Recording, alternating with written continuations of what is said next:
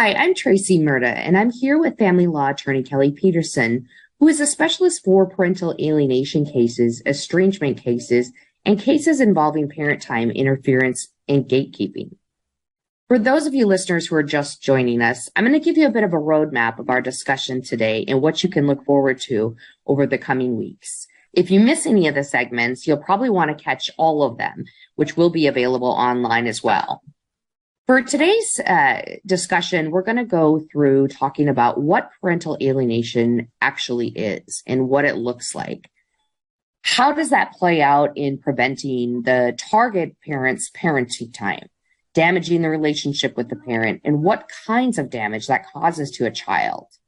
The next two sections that we'll be discussing over the coming weeks and months will be talking about how attorneys and courts and therapists, as well as guardian ad litem's, can sometimes respond poorly and make the problem worse. Why so many attorneys experienced family law attorneys can harm their client's alienation case. And in our last section, we'll be talking about effective and ineffective remedies the court can fashion to help fix the problem. How can someone prove parental alienation? How to gather and organize evidence? How can an attorney like Kelly Peterson, who specializes in parental alienation cases, how can he help? And possibly even if the matter is in out-of-state court. So welcome, Kelly. Thank you so much for joining me today. I'm glad to be here, Tracy. Well, let's start out with the obvious topic and question of what exactly is parental alienation? So parental alienation is actually a simpler definition than most people think. Alienation is when a child rejects a parent without a good reason, and that child's rejection is really far out of proportion to anything that the rejected parent has done. Parental alienation is in the DSM-5, which is the diagnostic and statistical manual that therapists use in diagnosing problems. It falls under three different categories there. And there can be different levels, though, of parental alienation. There can be mild parental alienation, which means that the child resists contact with the target parent, but enjoys a relationship with that parent once parent time gets started and once it's underway. A moderate parental alienation case is one where the child strongly resists contact and is very personally opposing parent time with the non-favored parent. And then there's severe parental alienation that occurs when the child is persistently and adamantly refusing any contact and may run or hide to avoid having to be with that parent. Well, thank you, Kelly, for that introduction on parental alienation. I guess my next question would be, what if the child has a good reason to feel negatively about that non-favored parent? Well, then we're into what's called an estrangement situation. And estrangement is different from alienation, where estrangement occurs when the child rejects a parent for good reason, such as a history of abuse or neglect or something like that. And then there are also cases where it's kind of a hybrid. It's halfway in between, where their abuse or neglect may have occurred, but not to the level that would justify the degree or the scope of the child's rejection. How can someone tell, though, if their child is alienated? What does an alienated child actually look like? What are the signs and symptoms? There are very many, and it can happen in a combination of a bunch of them. It doesn't have to be all of them. They might demonize the other parent. They obviously resisting and refusing parent time. They might idealize a favored parent or attempt to get third parties to believe that the target parent is like wholly bad. There's nothing good in them. Common attitudes of an alienated parent, it can look like this. They might present trivial reasons to justify their rejection of the parent because they have to come up with some reason, and their reasons are often really trivial. They resist, obviously, parent time and visitation or phone calls, things like that. They have black and white thinking a lot, where the favored parent is entirely good and the non-favored parent is entirely bad. They're kind of their responses to attempts to engage with the target parent are kind of wooden, brittle. They use adult words or phrases sometimes in their discussions. They will, anytime there's a conflict between the two parents, if they're aware of that conflict, they'll always take the parents, the favored parents' part in that. That could include things like describing how the rejected parent has hurt the favored parent and how the rejected parent caused the favored parent to suffer. You're the one that divorced me, or you're not paying child support or alimony. They will sometimes maintain constant contact with the favored parent, even when they're with the target parent.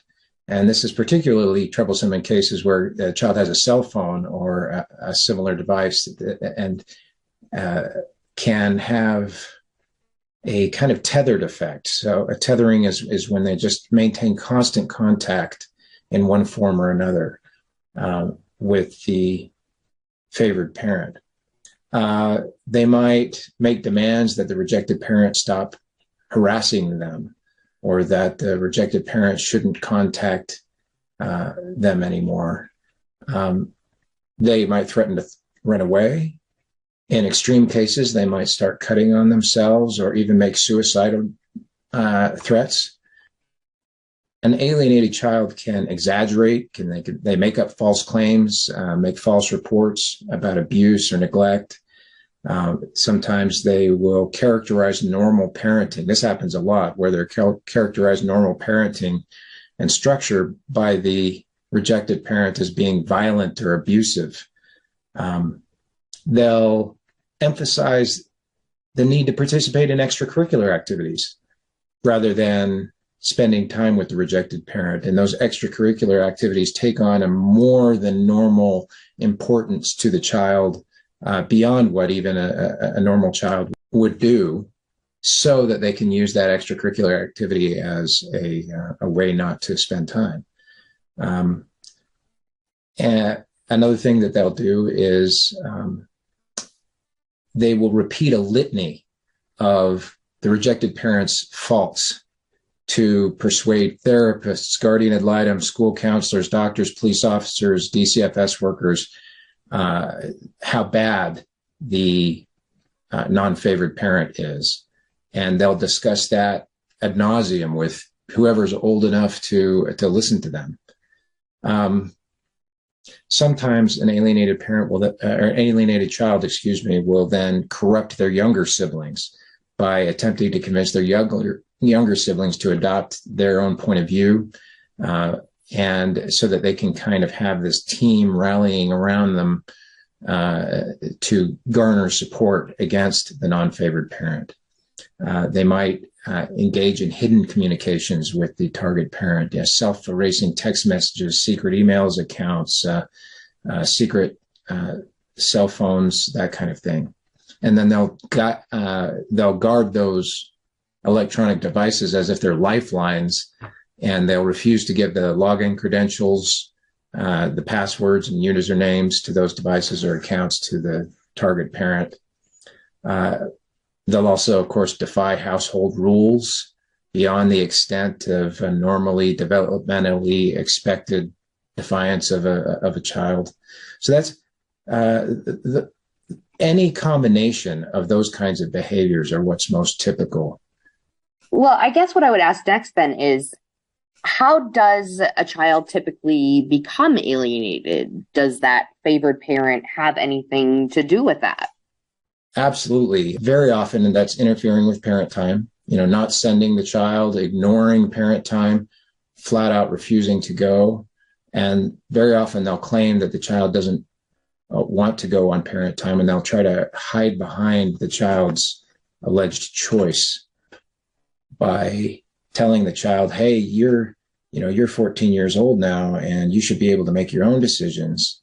And so if you decide not to go on parent time with the other parent and instead want come with me to Disneyland. I mean, that's your choice. And I'm not going to tell you what to do, but boy, that's your choice. And then they'll wind the child up and then have the child hide behind, and then they'll hide behind the child's choice. They'll say, hey, this kid's bigger than me. And what do you want me to do? Tie him up and handcuff him? I've rarely had an alienation case involving a teenager where the favored parent didn't use that analogy. Well, what do you want me to do? Duct tape them and throw them in my trunk?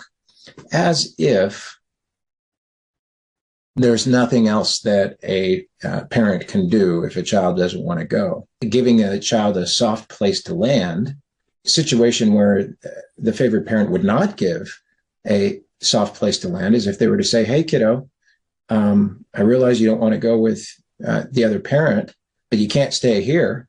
And I'm going to kick you out the door, and we're going to get you to your other parent's house, and don't bother coming back because if you do, I'm just going to take you right back, or escalate the consequences to you until you decide to comply with the court's orders.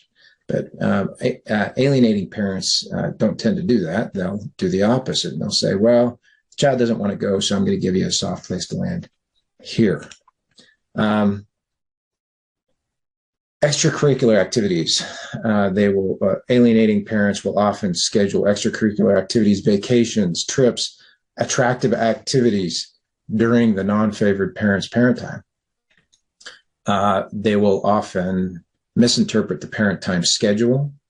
They'll engage in that tethering behavior that I talked about.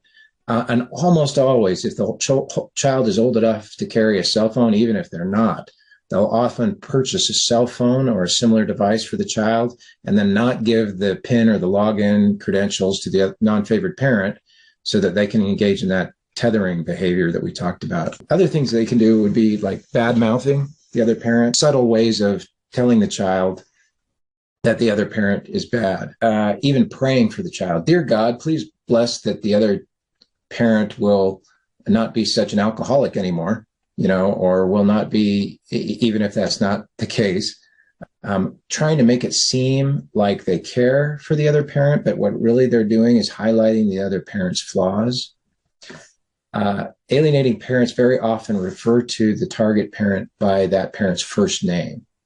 And if they're remarried, what they'll do is they'll start calling their new spouse mom or dad to or in front of the child, rather than referring to the target parent as mom or dad. Or they will diminish the title by saying they'll refer to their spouse as mom or dad, but then they'll refer to the other parent as, mommy Amy or daddy Bruce, rather than actual mom or dad, distinguishing to make it seem like, hey, the real dad, the real mom is your step parent. Alienating parents will withhold important information from the other parent. They won't engage in co-parenting. They won't involve the other parent in decision making. Fail to communicate with the other parent, sometimes cutting off communication altogether. They'll do all kinds of things to put the child in the middle. They'll very often fail to comply with court orders. And even if they're not disparaging the other parent, what they'll very often do is overburden the child with adult information, like discussing the litigation or the financial problems caused by the other parent. Sometimes they'll even be asked to ask the child to spy on the other parent or interrogate the child about what's going on in the other parent home, in the other parent's home. And some of them will undermine the authority of the non-favored parent by saying the other parent is too strict, or, hey, you don't really have to do that. That's just too harsh. Alienating parents sometimes will use the structure of the non-favored parent's home and then develop a looser structure in their own home where they don't expect much out of the child. And so creating a contrast so that the child feels better when they're with the favored parent, because they don't have much in the way of chores, responsibilities. They don't have to toe the line. And then they go over to the non-favored parent's house, and all of a sudden rules, expectations are expected of the child, and the child says, wow, this sucks. I want to go back to the other parent. Keeping secrets is another one. Hey, don't tell your mom this, or don't tell your dad that. So those would be the most typical behaviors that an alienating parent would do. Sounds shocking, but at the same time, I see, just going through that list, I could probably name 5 different friends that have some level or shade of this going on. How does this parental alienation harm the children? That was a really significant question, and most people don't understand the extent of the harm that it causes the kids. And that research has been developed over the last 30 years, and there's more and better research on this all of the time. It's much more frequent in one level or another than people would like to think. It will obviously cause the child to feel torn between the two parents, and they may not be able to. You don't bite the hand that feeds you, and so whatever parent it is that is giving the child the most prizes, the most freedom, particularly if that is the primary custodian, the child feels obligated to have to side with that parent. And although the converse can also be true, it's not uncommon for this to happen, where the child knows, hey, mom loves me. I know mom loves me. I'm really insecure with my relationship with my dad. So I'm going to go with my dad on everything, because I know no matter what I do to mom, she's going to love me anyway. And so I'm going to fight against her. Why? Because I know dad wants me to. And I'm going to take dad's side in any conflict, because I'm less sure that if I do what I think is right, that dad's going to still love me anymore, if that makes any sense. Alienation is a form of child abuse. It poses really severe risks to developmental milestones in the child's life. It can cause mental health problems in the child's adult life. There's even research to suggest that it can damage their brain. As far as the short-term effects of parental alienation on a child, the child escapes the battleground between the two parents in a way, because they've just taken a side, and now they don't have to try to negotiate the conflict in quite the same way. So they've kind of resolved the cognitive dissonance that the child has from having to negotiate a conflict between their parents. But then what happens is the child becomes enmeshed with the preferred parent, enmeshment being a kind of unhealthy blurring of lines and boundaries between two people, to where they hardly know where one ends and the other one begins. And there are all kinds of mental health issues that can occur from there. But in an alienation environment, enmeshment is extremely common. And of course, the child loses the relationship with the rejected parent until it diminishes and diminishes until it's gone. Those are the short-term effects, but the long-term effects are even more frightening. The negative impact it'll have on their relationships with other people. They have had practice rejecting one of the most important people in their lives over and over and over again. Now let's fast forward, say 10 years. Now the child's married. Every marriage is difficult at times, and it takes diligence, it takes hard work, it takes patience. But now you have a pattern of rejecting the most important person in your life, or one of the most important people. What are you going to do with that spouse? Right? There's an increased likelihood that you're going to reject the other person when the going gets hard. Now let's fast forward another 10 years, and the child that the alienated child is now a parent, and now they have a difficult child of their own. And let's suppose that the child has a mental health issue, or the child has a rebellious personality. And they've had practice as a child rejecting one of the most important people in their lives over and over and over again. What are they going to do with that kid? There's just a really highly increased likelihood that that relationship will suffer. As far as the mental health problems associated, the cognitive effects, if you will, of this, it would be the child fails to develop critical thinking skills. They fail to develop coping mechanisms, because their coping mechanism is to run, is to reject, instead of working through the problem.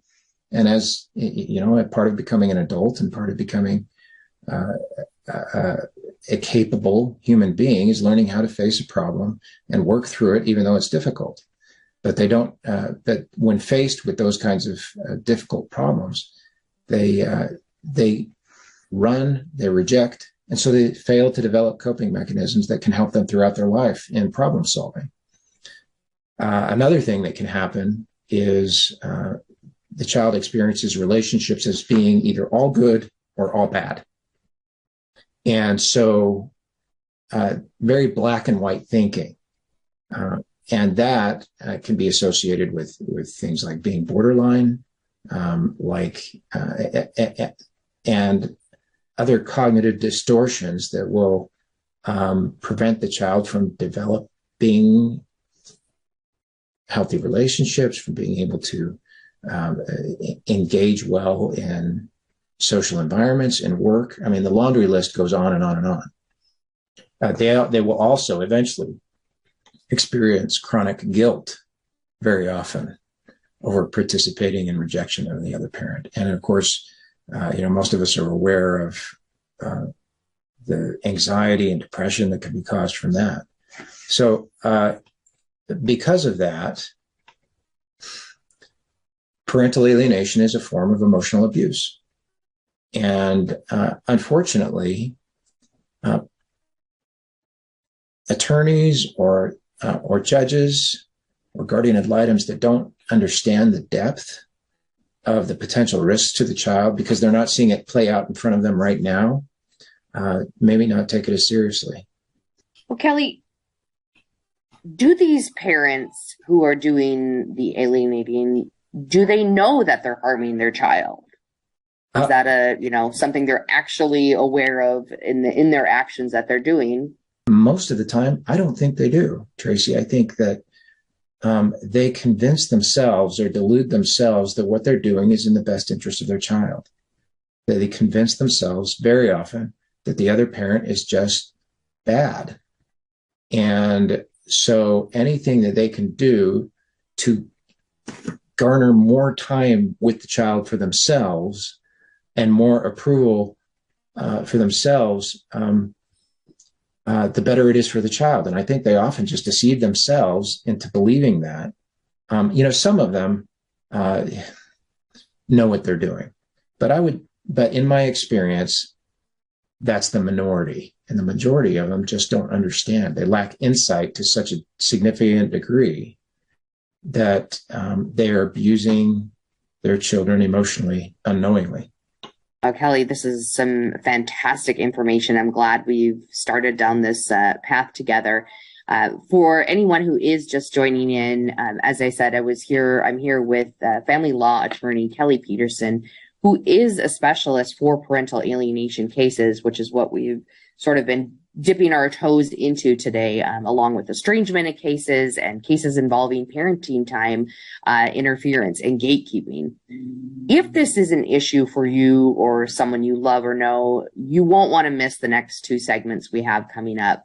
What to watch out for when the courts and third-party professionals sometimes do the wrong things in alienation cases, and also what the right things to do are, and how to identify the type of attorney that can best help with parental alienation. Kelly, I'm really looking forward to keep going with these segments. And I think a lot of us will learn a lot and hopefully, save some family situations here. Thank you so much for this awesome information today. It's been a pleasure, Tracy. Thank you.